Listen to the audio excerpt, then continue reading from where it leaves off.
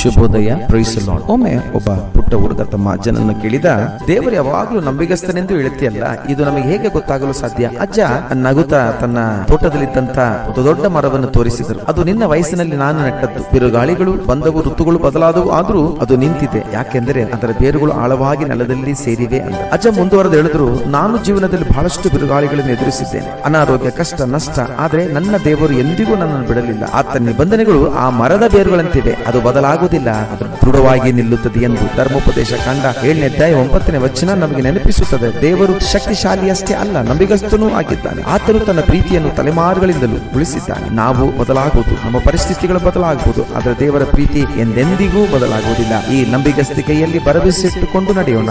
ದೇವರು ನಮ್ಮನ್ನು ಎಂದಿಗೂ ಕೈ ಬಿಡುವುದಿಲ್ಲ. ದೇವರು ನಿಮ್ಮನ್ನು, ನಿಮ್ಮ ಕುಟುಂಬವನ್ನು ಆಶೀರ್ವದಿಸಲಿ. ನಿಮ್ಮ ದಿನವು ಆಶೀರ್ವಾದದಿಂದ ತುಂಬಿರಲಿ. Praise the Lord. ಆಮೆನ್.